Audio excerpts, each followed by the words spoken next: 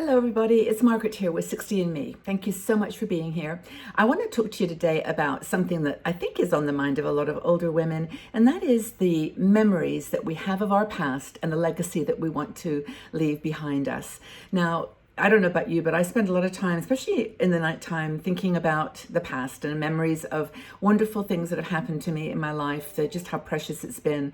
And, those memories are fuel for what I share in my videos and in my life. And I think that the legacy that we leave behind is related to those stories. It's fueled by those stories. So I want to talk to you today about 10 ways to collect your memories and then share your stories after 60.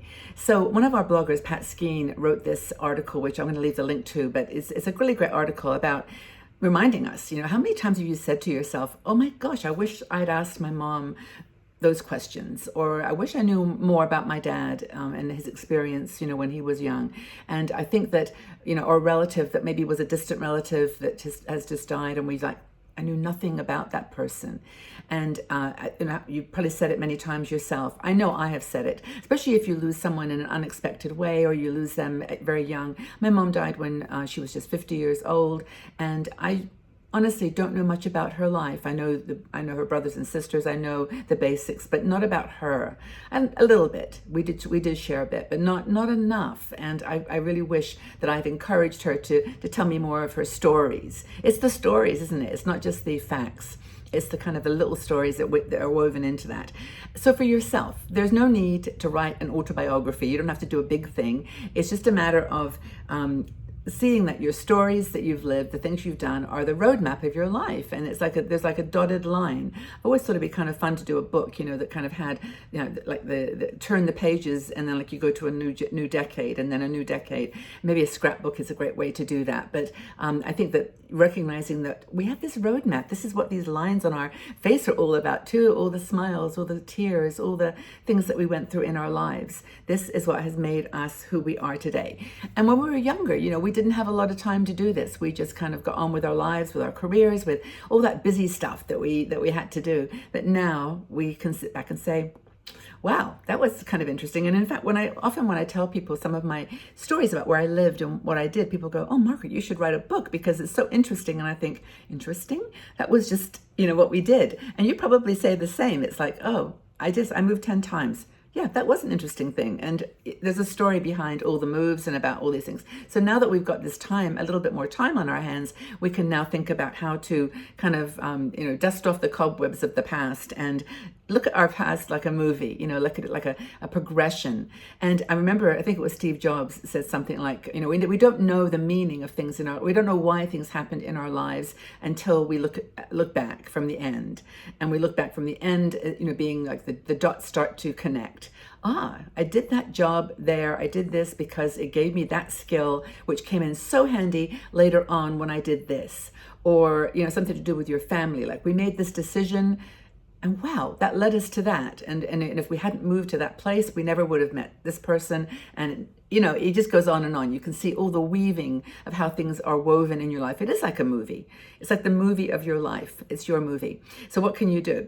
As I said, writing a memoir isn't the only way to do this, but you can do that. That's one. You can start taking notes and just write them or dictate them. You can dictate them onto a tape recorder. Did I just call it a tape recorder?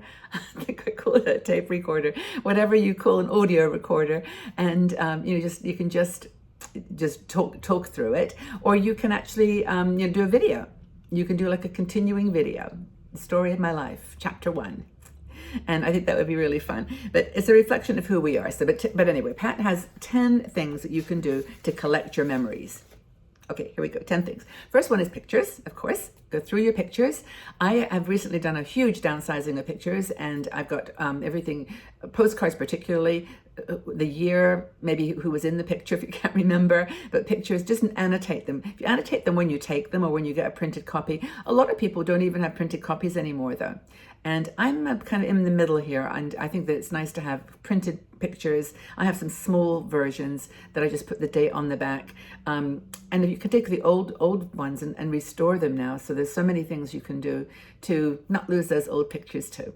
Stories, choose a nice journal. There's so many beautiful books and notebooks you can get these days, and choose one that just makes you feel good and resonates with your style, and just write words. Third thing is letters. When was the last time that you wrote a letter or that you received a letter? Letters can be really, really powerful.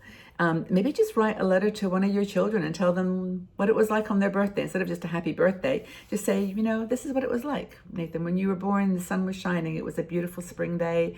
I looked out of the hospital windows and there were tulips everywhere. And whatever, you can just make it. And then, you did this, so this was your first experience of that. And just make it personal. Let them know that they wove into your story, that the story is about them too. That's a cool one, letters. Parents, for sure. As I mentioned earlier, my mom didn't communicate much to me. My dad, same. It's sad because I know my dad, for example, did a lot in the war that was important. And I wish I knew more about it, like where he went, what he did. It was such a big part of his life. When he was just a teenager, 18, he went into the army and in the UK.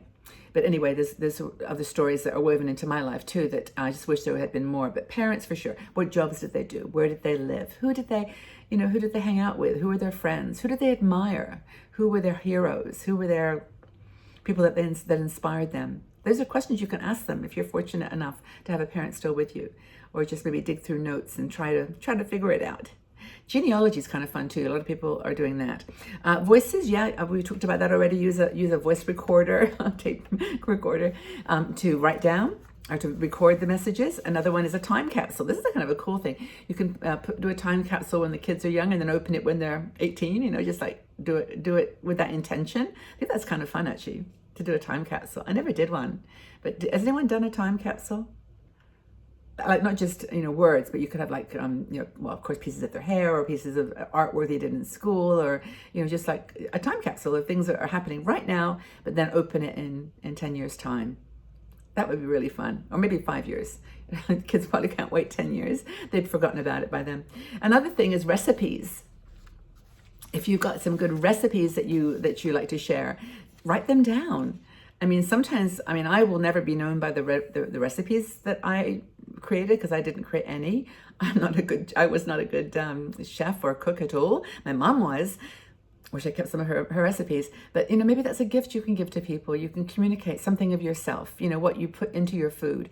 I think recipes are really cool. Those cookies that the grandkids always liked. What did you put in those, Baba? And I made morning glory muffins one time, and that was like, I remember the ingredients, and that was such a memory for me. It was wonderful.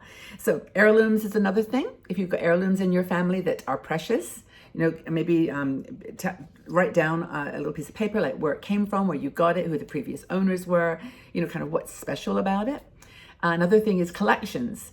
So if you're a collector, and again, like if you collect rubber ducks or you collect something that's like maybe only precious to you, kaleidoscopes, in my case, I collect crystals, just maybe write down where you got it, where you found it, where you purchased it, and make it special. These things may end up being donated or not of interest to anybody in your life, but even that little bit of information for them, it just makes things more precious, and it just slows down the process of sharing. Because if you rush and just have boxes of things that have no context, then I think it doesn't have the same meaning. So that's a good thing. So that's so heirlooms, collections. Adventures and challenges, yes, when you did things like when you ran the first marathon, or when you jumped out of a plane, or when you went on a canoe trip, or just challenges, like when you did something for the first time, first time you presented in public, or, I don't know, you can think of all kinds of things you've done, but document them. Put them in that scrapbook or in the recording or the book. Finally, recognize that the words you say, the stories you tell, take root.